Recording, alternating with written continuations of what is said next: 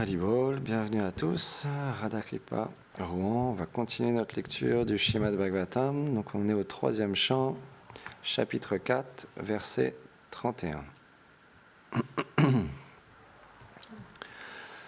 Om Namo Bhagavate Vasudevaya.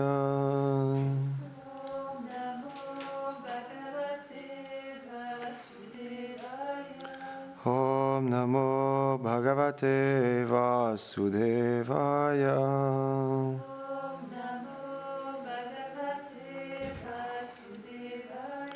Om Namo Bhagavate Vasudevaya.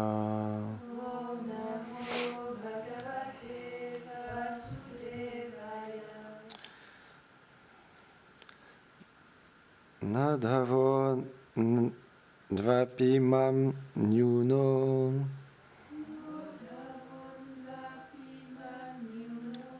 Yad Gune Nadita Prabhu Atomad Vayunam Lokam Grahayan Iya Tishtatu. Traduction. Il n'est d'aucune manière inférieur à moi, pour ainsi dire. Il est libre de toute trace de contamination matérielle et par conséquent, il est au-delà des 3 modes de l'énergie matérielle. Qu'il reste dans ce monde et qu'il vive longtemps pour propager la connaissance transcendantale sur ma personne aux hommes de ce monde. Commentaire. Ce verset décrit la qualification d'Uddhava comme le représentant du Seigneur parce qu'il transcende l'influence de l'énergie matérielle. Il est au niveau de la pure vertu, Shuddha Sattva. C'est la plateforme spirituelle où une personne peut réaliser sa nature éternelle en tant qu'un serviteur de Krishna et entrer dans ses divertissements éternels. Seule une telle personne a la qualification nécessaire pour comprendre et enseigner la connaissance qui traite du Seigneur. C'est pour cette raison qu'Uddhava fut choisi par le Seigneur pour devenir son représentant après qu'il ait clos ses divertissements dans cet univers. De telles âmes libérées contrôlent pleinement les effets de toutes les qualités spirituelles comme la force, l'intelligence, la connaissance et le renoncement. Elles sont libérées de tous les effets engendrés par la nature matérielle comme la concupiscence.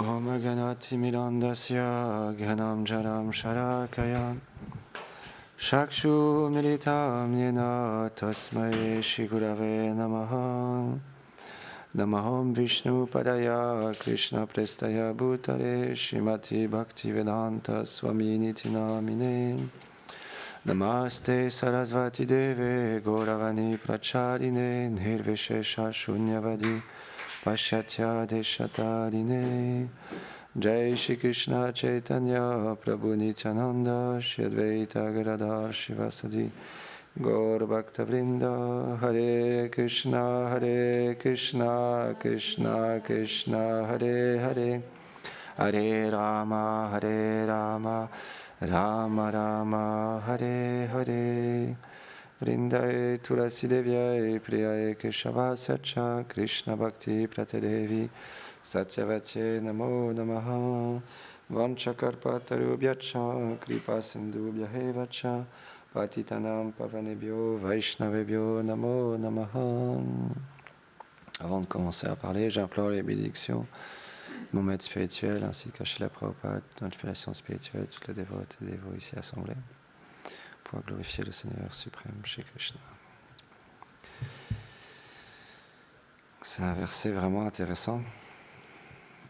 C'est la fonction des associés éternels du Seigneur, c'est qu'ils viennent dans ce monde et ils partagent les gloires du Seigneur suprême. Ils sont mis en pouvoir pour ça et Krishna, il explique dans ce verset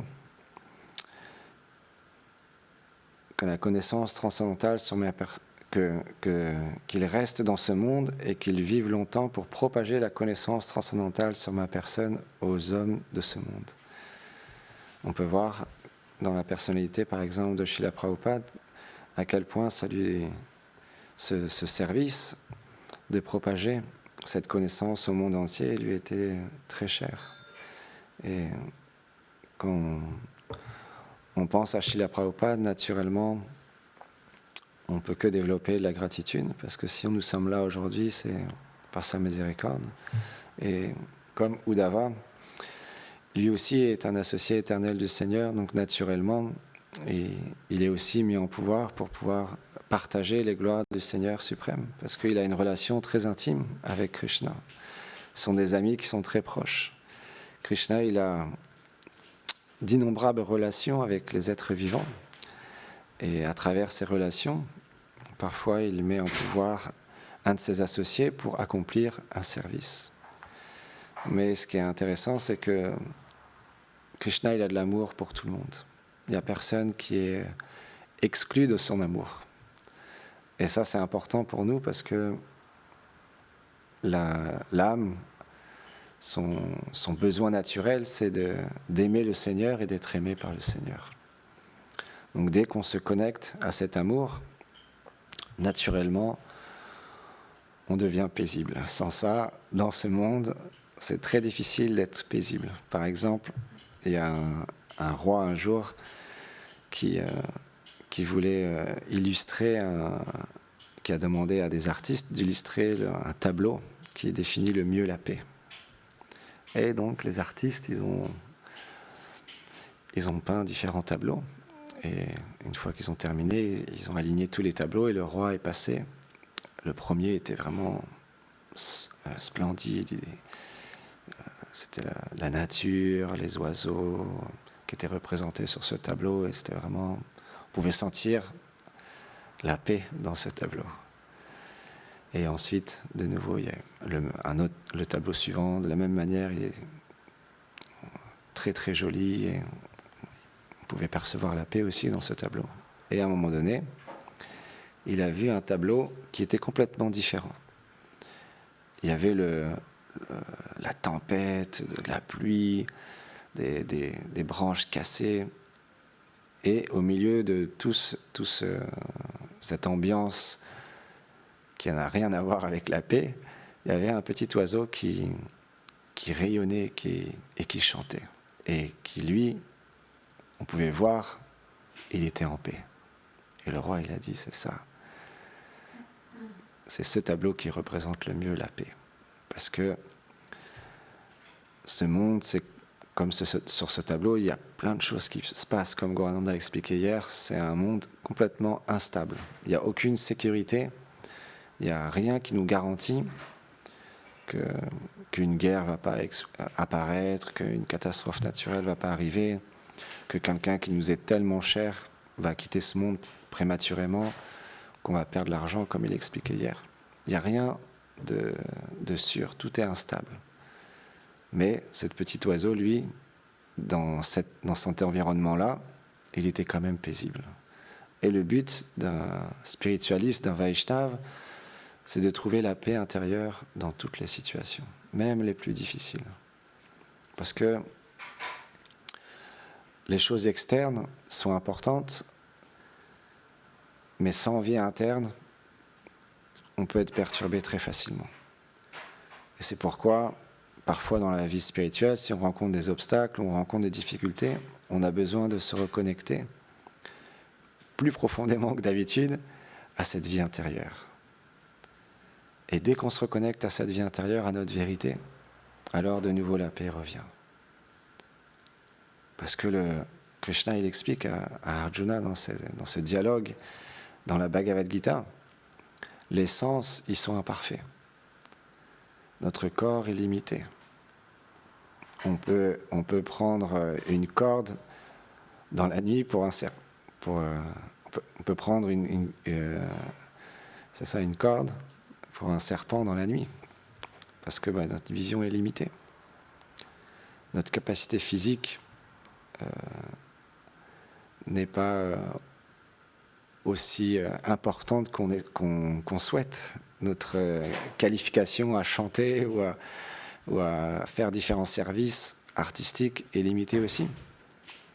Parce que on est dans ce monde avec un certain conditionnement. Et ce conditionnement que l'on a, on peut l'engager du mieux possible pour servir le maître spirituel, les Vaishnavas et Krishna. Mais on doit vivre avec, du mieux possible. Et parfois c'est difficile, parce que son conditionnement nous fait souffrir, parce que des fois on laisse la colère sortir, ou l'envie apparaître, ou le pouvoir, ou la jalousie, la concupiscence, et on ne souhaite pas cette chose-là. Mais plus fort que nous, on est comme poussé. Et de nouveau, il y a quelque chose qui apparaît devant nous, et on regrette. On se dit, oh mince, de nouveau, je me suis fait avoir par mon conditionnement. J'ai oublié ma réalité. J'ai oublié qui je suis véritablement.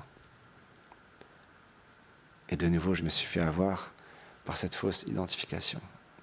Donc le travail spirituel, c'est un travail, comme il disait Gorananda, c'est pas facile. Mais c'est pas parce que quelque chose est plus difficile que de suivre simplement ses pulsions, suivre tous les désirs que l'on souhaite, et puis juste vivre comme bon nous semble. Mais au contraire, si on veut réaliser qui nous sommes véritablement et avoir une pratique spirituelle, même si c'est pas facile, ça vaut le coup. Parce que le crédit qu'on obtient, le gain qu'on obtient, il est éternel. Et ce crédit spirituel qu'on obtient, il pourra toujours que grandir, tant qu'on n'offense pas les Vaishnavas. C'est la seule chose qui peut faire diminuer notre crédit spirituel, c'est l'offense envers les Vaishnavas. Sans ça, c'est toujours grandissant. C'est pourquoi l'introspection est nécessaire. La tolérance envers soi-même et envers les autres est nécessaire. Et parfois, on pense, par exemple, qu'on est complètement abandonné.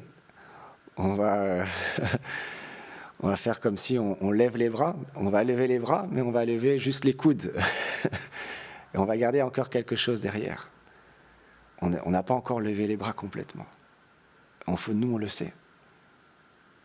Parce qu'il n'y a pas encore les pleurs pour Krishna. Il n'y a pas encore les pleurs pour les Vaishnavas. Parce que dans ce monde, la logique fait que les gens doivent aimer les gens, aimer les êtres, et utiliser les biens matériels pour un objectif spirituel. Mais malheureusement, dans notre société, la majorité des personnes aiment les choses de ce monde et utilisent les gens pour obtenir ces choses-là et les garder. Par exemple, un jour, il y avait un docteur très fameux aux États-Unis, très réputé. Et un jeune garçon qui lui livrait le journal régulièrement. Mais il avait une jambe coupée. Donc il marchait que sur une seule jambe. Et dans cette compassion, le docteur il s'est renseigné auprès d'un hôpital où ils éduquent, ils enseignent les élèves à devenir eux-mêmes des médecins, des chirurgiens. Et comme il était très réputé, il est allé dans un hôpital, il a demandé « Si vous me laissez l'endroit pour opérer un jeune garçon gratuitement, j'enseignerai vos élèves comment faire une chirurgie pour qu'il obtienne une jambe. » Donc ils ont accepté. Donc ils ont fait tous les arrangements. Et le docteur, il a dit au jeune enfant, je vais te donner une jambe pour que tu puisses courir avec tes jeunes camarades. Et l'enfant, il a dit, c'est tellement bien, vous allez pouvoir non seulement me permettre de marcher, mais en même temps, vous allez enseigner à ces élèves comment faire pour qu'eux-mêmes, ils puissent accomplir cette opération sur d'autres personnes, sur d'autres enfants comme moi qui n'ont qu'une seule jambe. Et au moment de l'opération, donc le docteur, il a expliqué tout ce qu'il allait faire pour accomplir la chirurgie sur l'enfant. Et juste avant que l'enfant soit anesthésié, on dit, c'est ça, qu'il soit endormi avant l'opération, l'enfant, il a regardé le docteur et avec des larmes dans les yeux, il a dit « Oh, je pense vraiment que vous êtes une bonne personne. Je prie le Seigneur qu'il vous bénisse pour votre bonté envers moi. » Et donc il a fait l'opération, il a montré aux élèves comment faire, etc. L'opération était un succès. Et ensuite, il s'est tourné vers les élèves, lui, le professeur, lui-même avec des larmes dans les yeux, et il a dit « J'ai opéré de nombreuses personnes riches, VIP, des millionnaires, mais je n'ai jamais ressenti autant de satisfaction et de joie qu'à travers cette opération de ce jeune enfant, parce qu'il a une telle gratitude, il a une telle joie et un tel amour. » Donc si on vient à aimer les êtres, à développer de l'appréciation pour les qualités de chacun, parce que chaque personne dans ce monde a des qualités, chaque personne aussi a des défauts. Mais le but de la vie spirituelle, c'est de servir ensemble. Et que chacun puisse contribuer à la communauté à travers ses aptitudes. Et de cette manière-là, on accomplit un service pour le plaisir du Maître spirituel et du Seigneur suprême. Et la seule chose dans ce monde qui peut mettre un frein à nos relations et nous écarter du chemin du service de dévotion, c'est l'envie. Si on développe de l'envie envers les êtres, qu'on se sent supérieur aux autres et qu'on oublie qu'on est un serviteur, alors malheureusement, on ne sera plus dans une attitude de service, mais de contrôle. C'est pourquoi on doit toujours faire un travail d'introspection. Est-ce que là, je accomplis ce service pour le plaisir du Seigneur suprême et de mon Maître spirituel? Dans ma manière de relationner avec les dévots, est-ce que je relationne avec eux avec amour, compassion, respect, tolérance? Parce que sans développer de l'affection pour les Vaishnavas, ça sera très difficile de rester dans ce monde. On doit aussi avoir des amis, des personnes sur qui on peut compter, des personnes à qui on peut se confier dans les moments difficiles. Sans ça, à qui on va s'adresser dans les moments les plus difficiles dans notre vie spirituelle, si on n'a personne de confiance à qui parler? Et la confiance, ça ne vient pas juste en claquement de doigts. Ça, graduellement, à force de voir la vérité chez les personnes qui nous entourent, alors on peut développer de la confiance.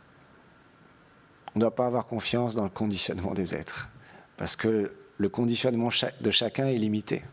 Mais on doit avoir confiance dans la vérité qui se trouve à l'intérieur de cette personne. Le potentiel qui est en chacun de servir le Seigneur suprême.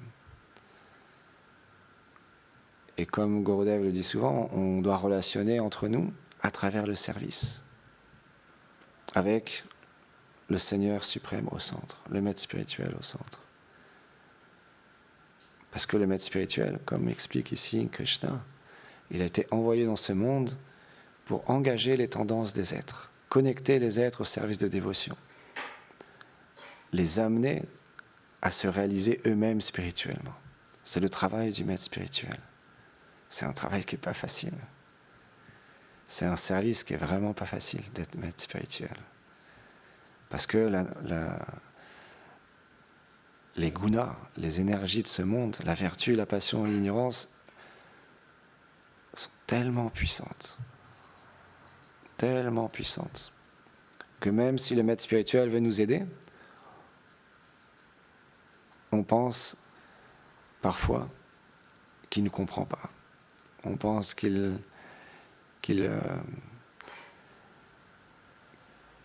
veut pas nous soutenir dans cette difficulté. Mais la manière dont le maître spirituel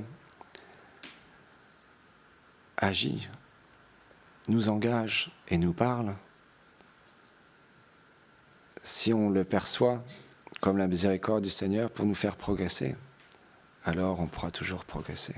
Mais dès qu'on ne perçoit plus la miséricorde du maître spirituel, qu'on se déconnecte de cette compassion qu'il a envers nous de nous éduquer spirituellement, de nous guider spirituellement, alors malheureusement,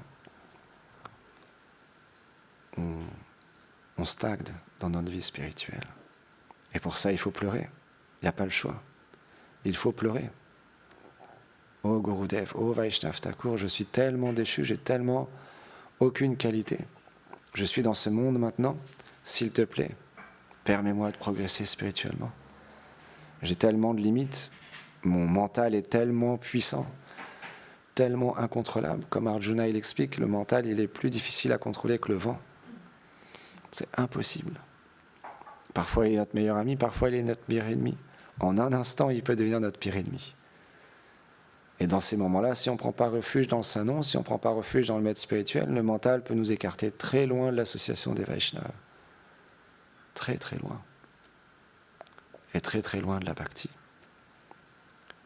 Mais si on reste connecté au Vaishnava, peu importe où on est, comme ce petit oiseau, on sera toujours en paix. Même si on est loin, si on garde connexion avec le maître spirituel, qu'on continue à le servir, à l'écouter et à l'aimer, on sera toujours protégé. Mais c'est juste une question de disposition de notre part. On ne peut pas en vouloir à quelqu'un d'autre que nous-mêmes si on se coupe de la miséricorde du maître spirituel. Tout dépend de nous. Dès qu'on pleure, dès qu'on se connecte sincèrement à cette miséricorde, tout de suite on goûte une félicité. Mais pour ça, il faut l'humilité. Sans humilité, c'est impossible. Et l'humilité, c'est très difficile à obtenir dans ce monde. C'est quasiment impossible. Donc on doit y aller étape par étape, jour après jour, on doit continuer. On doit être comme des guerriers, comme des boxeurs. Un boxeur, il est sur le ring, il se bat contre son adversaire, et il sait que dans le duel, il va recevoir des coups. Dès qu'il rentre sur l'arène, il sait qu'il va recevoir des coups. Il en est conscient. Mais il continue à se battre. Jusqu'à temps que l'un des deux soit KO. La boxe, c'est ça. Mais nous, dans le monde matériel où on est, notre but, c'est toujours se relever. Et on peut toujours se relever. On peut toujours se reconnecter à cette miséricorde. Contrairement au boxeur où parfois si l'adversaire est trop fort, trop puissant, il a beaucoup plus de force que nous, plus de technique, il va nous mettre KO. Mais nous, dans ce monde, on a une chance inouïe, une miséricorde infinie. C'est que le Seigneur Nityananda est venu dans ce monde pour donner le Saint-Nom à tous les êtres. Et à travers ce Saint-Nom, on peut toujours se relever. Dans toutes les circonstances, on peut toujours chanter, prendre refuge dans le chant et pleurer intérieurement. Et peu importe l'environnement, peu importe les difficultés, les situations que l'on rencontre, le Saint-Nom peut toujours nous donner refuge. C'est gratuit, c'est très facile, il y a juste 3 mots, Hare, Krishna, Rama, et en plus on peut le faire dans n'importe quelle circonstance. Sous la douche, dans la voiture, en marchant, en travaillant, le matin, le soir, en mangeant, peu importe. Et simplement, c'est juste à nous de nous reconnecter à ça, à ce cadeau sans pareil que Srila Prabhupada est venu donner en Occident, de cultiver cette connaissance, chanter les saints noms, rester dans l'association du maître spirituel et Vaishnav. Quand on parle d'association, il faut comprendre, ce n'est pas juste forcément une association physique. c'est à travers le service. Peu importe où on se situe, si on a un service que le maître spirituel nous a demandé, alors on est connecté. En accomplissant ce service, on reste connecté. Le premier service qu'on reçoit, c'est chanter les saints noms. Et quand on chante, on se connecte au maître spirituel. On se connecte à Radha et Krishna. Et pour ça, on peut juste continuer à s'entraider, à développer de plus en plus des relations fraternelles dans le service. Se connecter à la réalité de nos frères et nos sœurs d'une manière interne, sans en parler à qui que ce soit. Juste comprendre qu'on est avec des personnes qui sont très spéciales autour de nous, parce qu'ils sont très chers à notre maître spirituel. Un Vaishnava qualifié, un maître spirituel, il a de l'appréciation pour tout le monde, et particulièrement pour ses disciples. Parce que le Seigneur les a envoyés. Comme Srila Bhaktisiddhanta Sarasvati Thakur Prabhupada, il expliquait. Je ne me considère pas comme votre gourou, mais comme votre serviteur.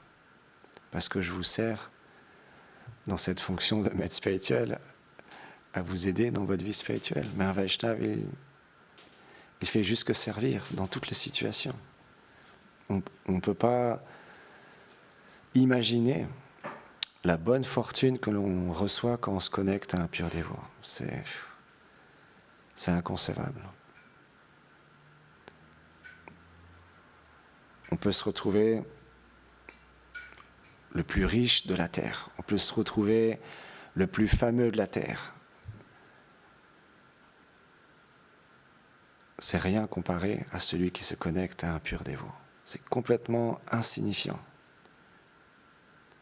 Parce que la richesse, la gloire, le renom, c'est juste temporaire. C'est juste lié à ce corps qui est limité et qui va devoir un jour disparaître.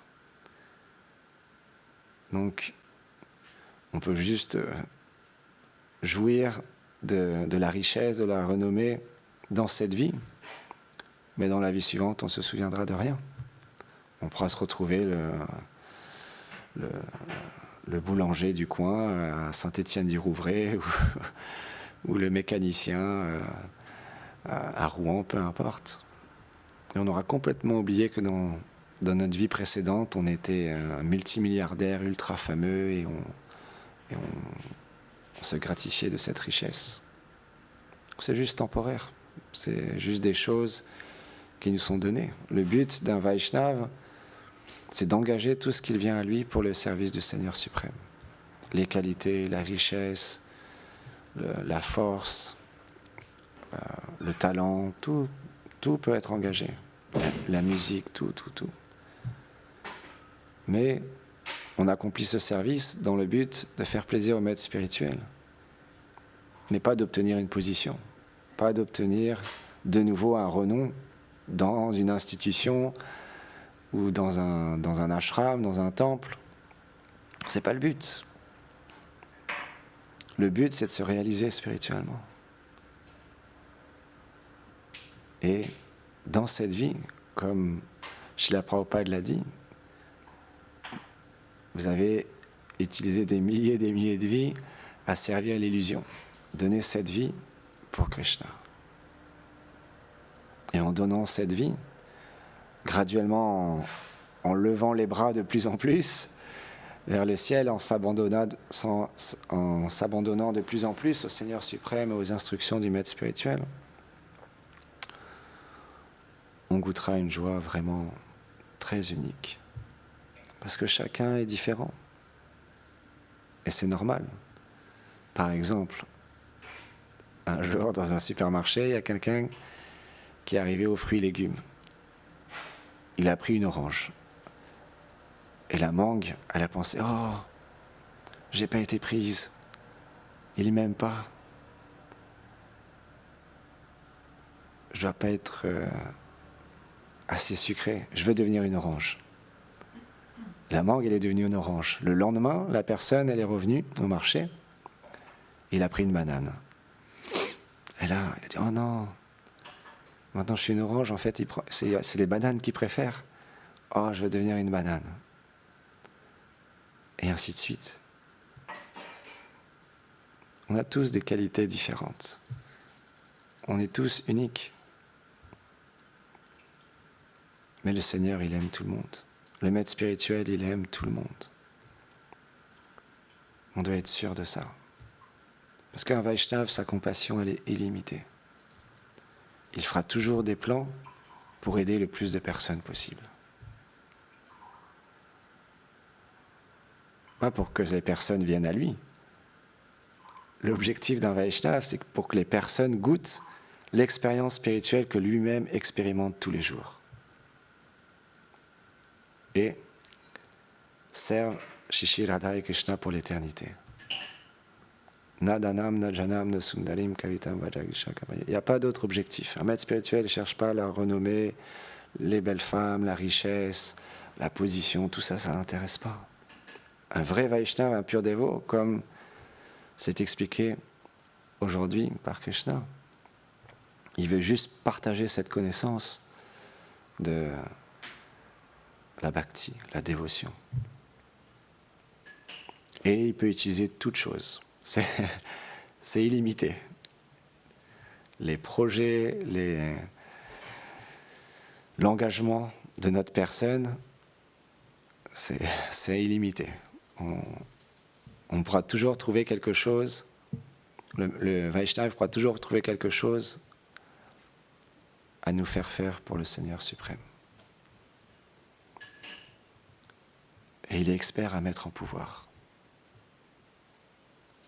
Même les personnes qu'on n'aurait jamais imaginé faire un tel service.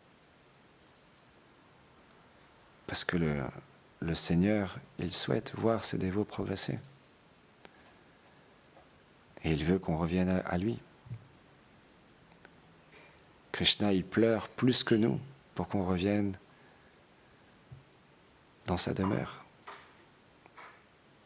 Le Vaishnava, il pleure pour que ses disciples y progressent.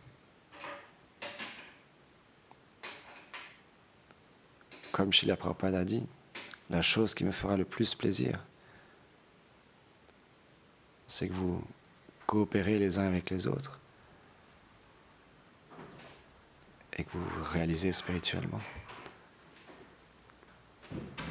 Bien sûr, il y a l'aspect externe, il y a l'institution, il y a le service quotidien, il y a le dharma, les choses qu'on doit faire dans ce monde.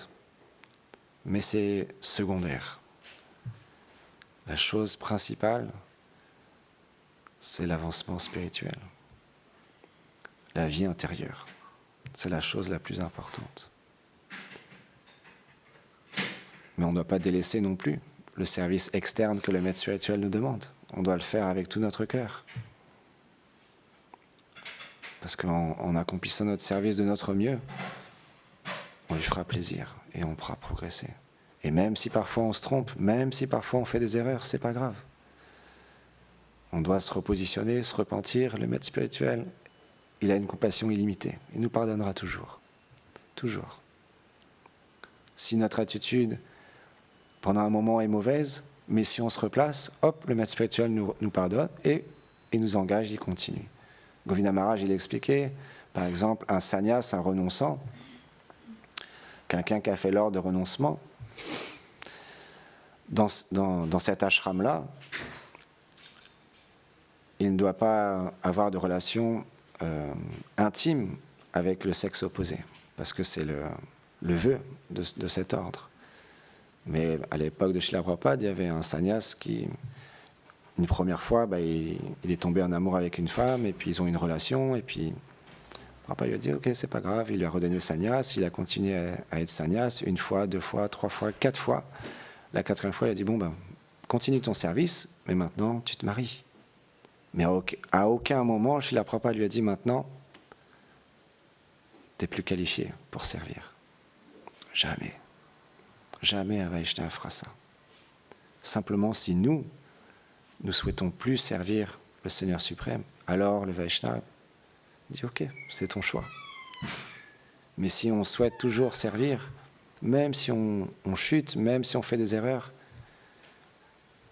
peu importe, on pourra toujours être engagé dans le service de dévotion. C'est pourquoi l'entraide est importante. Et être attentionné envers tous les êtres, et spécialement envers les frères et les sœurs qui sont juste à côté de nous, c'est super important. Parce que c'est très rare. Un Vaishnava qui dédie sa vie au maître spirituel, qui fait le vœu de chanter tous les jours le Saint-Nom, suivre les 4 principes et progresser dans ce chemin spirituel. C'est extrêmement rare. Donc on doit avoir une affection particulière envers les Vaishnavas. Comme on chante tous les matins Vancha Kalpa Tarobhyacha, ou quand on récite Shri Krishna Chaitanya Prabhu, à la fin, on glorifie tous les Vaishnavas, sans exception.